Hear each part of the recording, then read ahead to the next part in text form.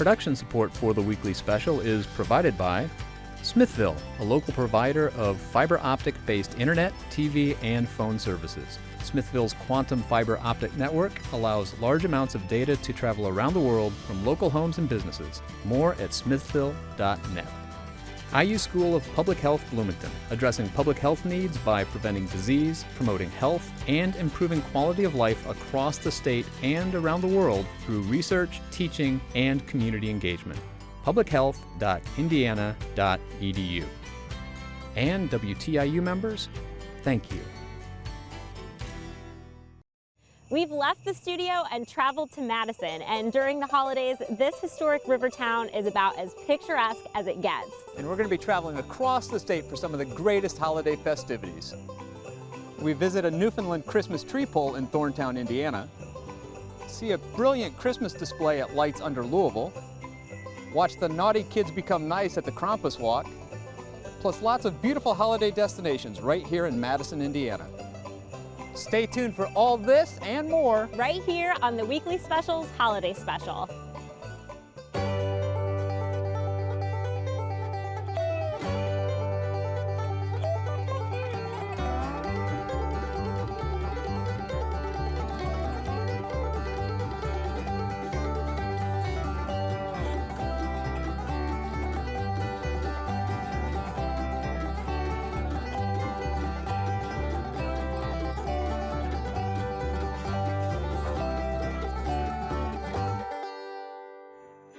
Hi, I'm Erica Sagone. And I'm Daryl Neer. And this is my first time in Madison, and I can't imagine a cuter and quainter place for our holiday special. And such a historic location. I'm really excited to see the traditions of Madison, but before we see those, we're going to head out to Thorntown, Indiana, and it was a very special shoot for me to be a part of.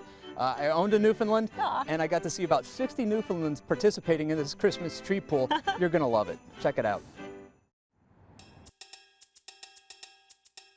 Shortly after Tom and Carrie Dull were married, they found themselves with a bit of a dilemma. They had a farm, one they hoped to expand. The problem? It grew lousy crops. So we thought we'd try Christmas trees, and with the intention of planting enough maybe that we could save a little money for the kids' college education. Well, it worked. They both graduated from college without any debt, and the whole tree farm experience has grown beyond what we ever imagined it being. The Dulls, now with the help of a second generation, have been growing and selling Christmas trees for nearly 30 years, and Tom's always searching for ways to improve the family business. Here's kind of the conversation, the way it goes between my wife and myself. I'll go home or come in and say, Carrie, I've got an idea. And her reaction is always, you want to do what? Those conversations have led to a variety of improvements at the farm. There's the ever-expanding wreath barn, the log cabin turned gift shop, and many others. But one of the most unique suggestions actually came from outside the family. A lady at my church approached me and said, Tom, a lady that I work with is looking for a Christmas tree farm to do a fundraising program with their dogs. And I said, well, tell her to call me and we'll talk about it. So she called me and she proposed the idea about bringing their dogs out to the farm and using the dogs to pull trees up out of the field for the customers. And how cool is that? Their dogs aren't just any dogs. They're Newfoundlands, or Newfies as they're lovingly called. The tree pull started about 11 years ago. The first tree pull year we came out here, I didn't even know what to expect. And my dogs, he could kind of pull. But I remember coming out here and wondering, what do we do? How do we do it? Where are we going? And then once you're here, things just fell right into place. The dogs that could pull started pulling, and it just all happened very naturally. Here we go. Our Newfoundlands come. We hook them up to carts, and we will pull your tree out of the field and bring it up here where you can pay for it. Timber! Pull! Good boy. That's it. We also have Newfoundlands who maybe might not be trained to pull, or might be a little too young, a little too old, not in good health, whatever. There are people breeders. And so we have usually between 50 to 60 Newfoundlands here for people to come up, meet, get to know the breed, meet some of the rescues that are available for adoption. Not surprisingly, it's become one of the tree farm's biggest days. most of the questions that we get via our email or our website is, what day are the dogs coming? People that have come from all over, people that have made this their annual holiday tradition. To me, it heralds the beginning of a season in a very real way. And this event, held each year on the first Sunday of December, is for a great cause. The dogs work for tips, and the tips go right back to the club's rescue program. Right now, our rescue club is covering Indiana, Ohio, and Kentucky. And that's a large territory. I believe it was last year we took in 69 Newfoundlands. Now, for a breed that's not just all that popular, I mean, that's a phenomenal amount of dogs. Rescue is important because hundreds of Newfs are left without a home. Either they're put in shelters, they're found as strays, and I think it's up to those of us within any breed to help the ones that need us. For us, it's a responsibility. If we're going to be a club about Newfoundlands, we need to be responsible for their welfare. And for the Dulls, it's always been about giving back. Well, the community supports us, and we've tried to instill that it's important to give back. You can't be a taker. It's just built into us. That's what we do. Helping families celebrate their Christmas experience with a Christmas tree that we have spent, 7 or 8 years nurturing and growing, and then watching the families come out with their kids and building tradition and having happy experiences. It's just a great feeling inside. I mean, it's really, really busy time for us, but it's a happy busy. This year's tree pull has already happened, but to get information for next year, visit dullstreefarm.com. And to learn more about the South Central Newfoundland Club, visit their website, scnc-newfclub.org. Those Newfies are so cute, and they really looked like they were having the best time out there in the snow. And I want you to imagine for just a second how many Newfies and how many sled trips it would take to get all the trees inside here at Lanthier Winery. We're here at the Festival of Trees. It's an annual event where they put up more than 100 trees, decorate them, light them, and just basically have them on display. And what you can see behind us is really just a fraction of what's here inside the building. So Stacy, you're here today to tell us a little bit more about this awesome event. Tell us how this all got started 19 years ago. 19 years ago, basically it came as a vision from the owner's mother, and kind of made an annual trip out of them going shopping for Christmas ornaments. Started out with just 20. 20 trees. 20 trees. And now 100. Now over 100 at times, yeah. This is only a fourth of the ornaments that we have here at Lanthier Winery. Oh my gosh. And now we're hoping that that just extends out for ideas and creative aspects for people to take home and decorate with their children or with their family members. Well, now I see little signs everywhere that says come back next year for all new trees and ornaments. Is that true? It really changes completely every year. Changes completely. We have one wine-themed tree. Of course, being a winery, why would we get rid of that? So it's very neat. I mean, this year we've got miniature trees from, only a few inches tall to, 10-foot trees. Tell us a little bit about some of the themes that we're going to find on these trees. All of them are impeccably themed. We have the common ones that you would think of. We have a snowman, we have Rudolph, we actually have a donut one. And it is actually not your common thing where we have ornaments that are ornaments of donuts, but some of them are squeaky toys from dog sections. I saw that. I speak to the donut toy. When you come here, it may lighten you to be a little more creative with your Christmas tree at home. So when you walk in, it brightens your eyes like you're a little kid again, because there's so much to see.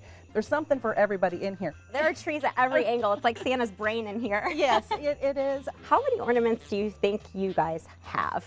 Hundreds of thousands. Hundreds of thousands. I don't even want to say that I have the exact amount, but if you know that, I'm sure you could get some wine. Well, there's definitely some good ideas here for decorating your own Christmas tree. Talk to us a little bit about what you hope people get from it when they're here. We're a winery, but it's also an experience. Our tag is, a faraway feeling close enough to taste, and we want to bring people together.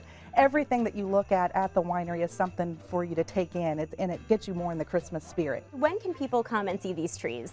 We are open every day from Thanksgiving weekend through Christmas Eve, 10 o'clock to 6 p.m. So we're open for families, friends, anybody that wants to come and enjoy.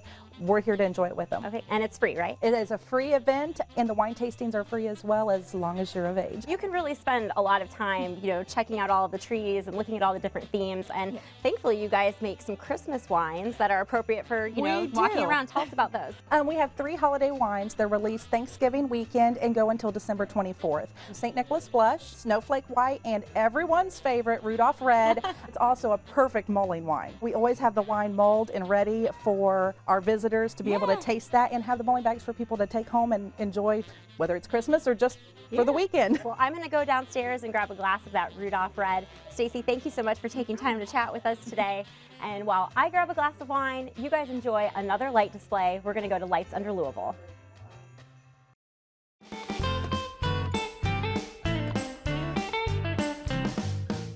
The Louisville Mega Cavern is a 4 million square foot underground former limestone quarry. We have 850 light displays this year, some of which are 25 feet tall and 200 feet wide.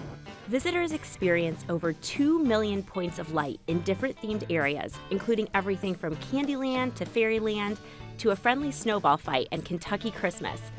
With so many themes, it's hard to have a favorite. The most spectacular thing that we have is the 12 Days of Christmas. These units are absolutely huge. They were so big we couldn't get them out of the truck.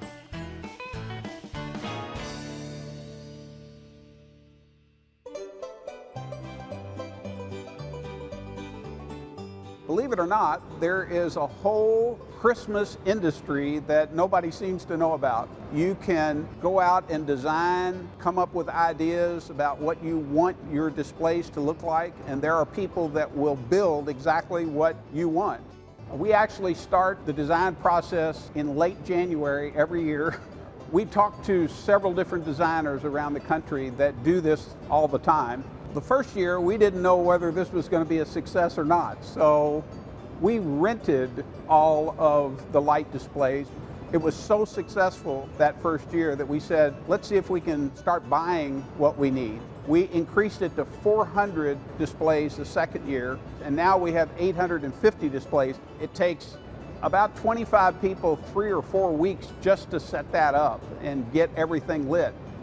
A very interesting part of this process is that we use only LED lights. That's the only thing that we use. We were the very first Christmas light show in the United States to only use LED lights. And believe it or not, all of the lights that we have are less power than you would have on your washer and dryer in your home. Each area has been carefully crafted from the owner's imagination. This is really one of only 6 places in the world where you could even drive your own car through the cavern. The very first night of the show, we had cars from 22 different states on the first night. The idea of just being able to drive your own car through the cavern is what people really like, and especially in the back of a pickup truck or the back of a convertible. That's the way to see the light show. It's that kind of novelty that has led to national recognition as one of the top 10 Christmas light destinations. I know, and probably you know, that when you were a little kid, the thing that made you the happiest at Christmas is getting in the car with the family and going out and seeing the light show. The most enjoyable thing that I like each year, and I've got goosebumps thinking about it right now, is to stand back in the dark next to where the road path is and listen to the kids squealing when they come around the corner to see our big light displays. It just warms your heart. It makes you feel so good that you're bringing some happiness to some people that really need to have a great time. It's not too late to see the lights yourselves. Visit LouisvilleMegaCavern.com for hours and directions. You know, Daryl, seeing holiday lights like that always instantly puts me in the spirit of the season. And seeing Santa Claus does that for me. We're going to check out an ancient mythological creature that was designed to scare naughty kids nice.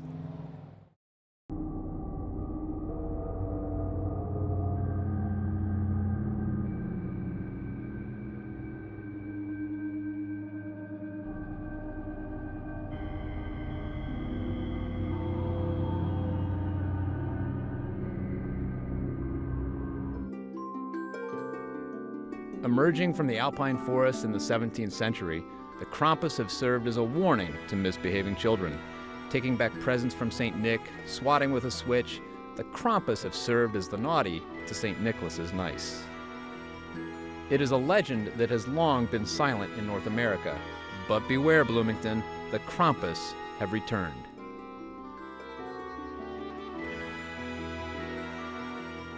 Parents don't really explain to their kids who Santa Claus is. He's just sort of there and you grow up with him.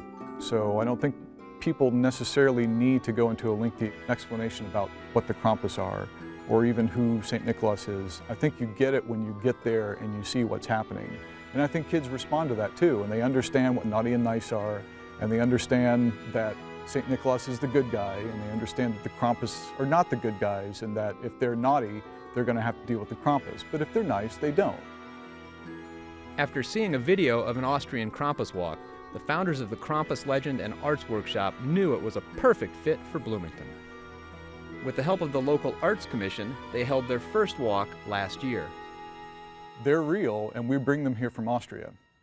That's the myth that we're maintaining, is that we have imported them from Austria.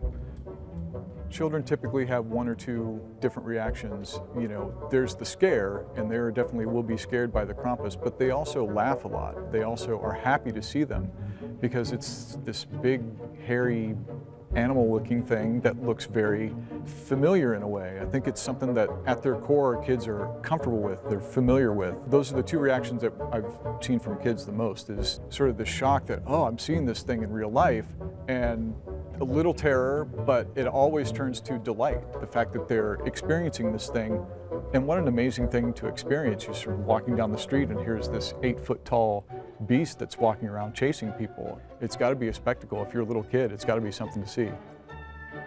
One of the most amazing things about this is that everyone that's involved is from Bloomington or from the surrounding area. And at least the first year, we all knew each other. We were all, for the most part, we were all friends. And so far, even though there are 90 of us now, we've been able to maintain that we're all a pretty tight-knit group of people. I saw a message from a gentleman in Austria who does a Krampuslauf there, or works on one. And he posted this on our Facebook page. He said that, you know, it doesn't really matter how traditional you are or how, you know, what details you include or don't include. What matters is having a community art presentation or just something that the community gathers around. Yes, it's about, you know, these scary, hairy beasts with horns, and St. Nicholas is there too, and it happens in the snow, and that's all part of it. But it's really what's important is that it's something that does draw the community together. And essentially what we're doing too is we're doing a live art performance of a holiday tradition for people. Krampus night is this bizarre thing, but it's a Christmas time legend. It's a Christmas time tradition that goes back centuries in Europe. So all that together, that mix of culture and art, and it's Christmas and it's wintertime, and there are kids and families, but also just lots of friends. It's a great mix, and it's something that we're all really happy to be a part of.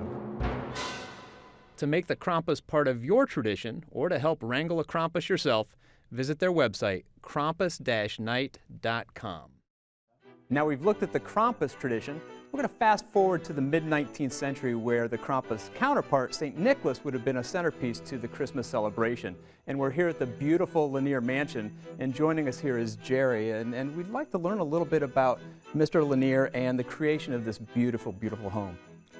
Well, Mr. Lanier was born in North Carolina in 1800, and he ended up here in Madison in 1817 with his parents. And he did very well in Madison. He did well enough to build a large home like this. But he lived here only 7 years. A son owned it, and then other relatives later. It was then donated to the state of Indiana. It's been open as a house museum ever since. And it's the oldest state historic site in Indiana. The law that made this a state historic site in 1925 states that we are to have it interpret James F.D. Lanier's time period, which is 1844 to 51. Well, you're alluding to the 1850s Christmas, and that's one of the reasons we're here, to look at the traditions and that you're going to highlight in the Spirit of Christmas Past event that's going to be going on. And if you were to try to explain what that feel or what Christmas was like at that time period, how would you describe it? Well, a lot of people think of the Victorian period as being very elaborate Christmas decorations. But that was later Victorian, after the Civil War. Before that, these traditions were just starting. Christmas trees were just beginning, and it didn't really take off until Queen Victoria's Christmas tree was published in a magazine in 1848. And actually the Christmas tree is right behind us here, and some of those features are very elegant but understated. Right, most of the decorations were natural things like nuts, fruits, things like that. The Christmas presents were not wrapped. The tree was on a table and the presents were underneath the tree and the table. You had candles, of course, but what you would do is you would light the candles, bring the children in to look at their presents and the tree, and put all the candles out because you didn't want the place to burn down. So you often had a bucket of water sitting right there just in case. Could you talk a little bit about why it was so important to create this event and hold it here in this wonderful space? Well, we wanted to have an event for Christmas for children. And so, of course, we wanted to have St. Nicholas here as part of that. But then also we have a craft project, and we tell Christmas stories from that time period. So it's just a nice way to introduce them both to that time period of Christmas and also to the mansion itself. So maybe they'll come back when they're older. Well, Jerry, thank you for sharing this space with us. It's a beautiful, stunning home. And now we've talked about St. Nicholas and the 1850s. We're going to fast forward 50 years to the turn of the 20th century and take a look at the 114th annual Christmas bird count. For over 100 years, families across the country have participated in the annual Christmas bird count. Started in 1900, this citizen science project has helped wildlife biologists track avian health for generations. When we talk about health populations, we're looking at species occurrence at specific locations, and then of course their numbers. So for example, scientists are always interested in exactly where species might occur. Perhaps it might be out of their range, so they're always interested in looking at range expansion, or if common species are no longer present, or perhaps there's larger numbers than they typically see. So this is kind of one of the big questions these days is leading into climate change and what effect climate change may have. So with a project such as the Christmas bird count, they're able to put together probably one of the most comprehensive wildlife surveys in the United States. They're able to get a snapshot of bird populations throughout the United States, which could not be possible without the help of citizens. Using that snapshot, they've been able to look at species population occurrence, and they've really been able to get an idea of those trends of those species. So if you're seeing declines over multiple years, that's kind of a red flag that this species might need extra help in looking at the specific actions that managers could do in protected areas that might help those population levels. Every year, over 63,000 volunteers take part in one of the 2,200 bird counts across the world. Big Oaks started their count in 2001, looking for both their expected winter birds as well as the occasional stray that has wandered off course. It's always a kind of a fun-natured competition to see what group might be able to get more birds, or what group could get the rarest bird, or what group gets the best bird of the day. So it's, like I said, it's always fun-natured and always keeps things a little exciting. The best thing for me is we're able to get typically 15 to 25 people out here. Their sole purpose is to go out and find birds all day long. I mean, it's a great time because you get so many folks that are so passionate about birding and bird conservation in general.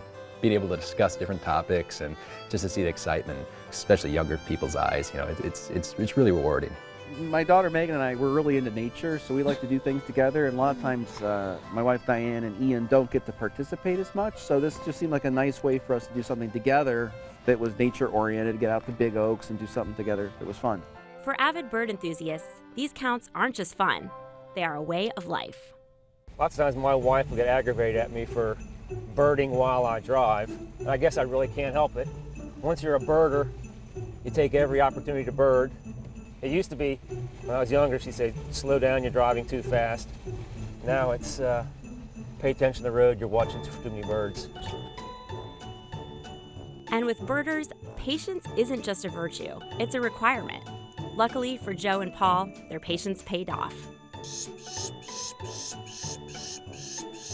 Paul's fishing, that's a way to imitate bird scolding, and when you do that, birds will pop up just to see what's going on, and so sometimes that's a way to get some of these secretive birds, like some of the sparrows, jump up and you can get a good look at them.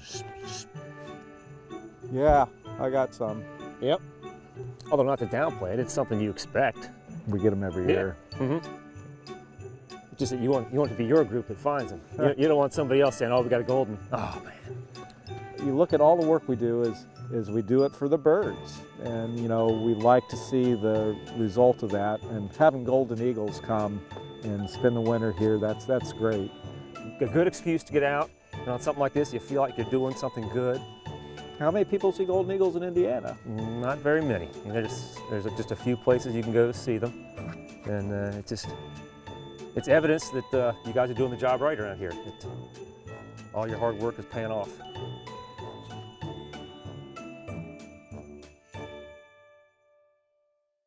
The bird counts will continue through December. To join a gathering in your area, visit birds.audubon.org for more information.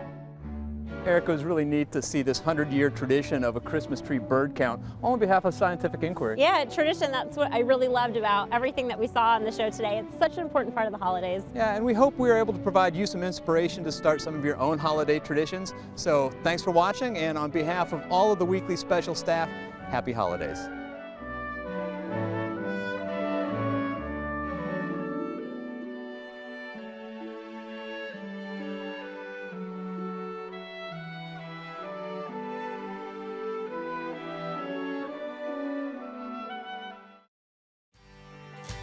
Production support for the Weekly Special is provided by Smithville, a local provider of fiber optic-based internet, TV, and phone services. Smithville's quantum fiber optic network allows large amounts of data to travel around the world from local homes and businesses. More at smithville.net.